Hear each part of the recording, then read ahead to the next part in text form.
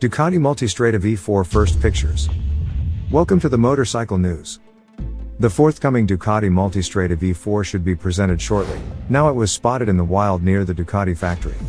The pictures, which were taken by Revzilla, are exceptionally good quality spy photos. You can see the Multistrada V4 as it is on off-road. This suggests that it was developed further in the direction of the adventure motorcycle, although the first model was still more of a sports tourer. So it should be very well suited for tours off the beaten track. Besides the new powerful V4 engine, the look has been slightly reworked, especially the front end. The front air intakes were pulled further back. There are bigger changes in the chassis.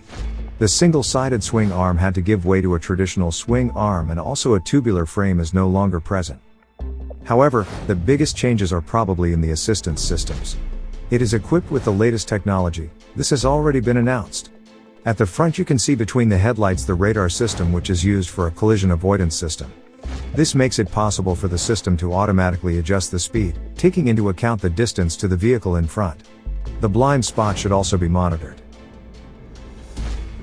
Thanks for watching.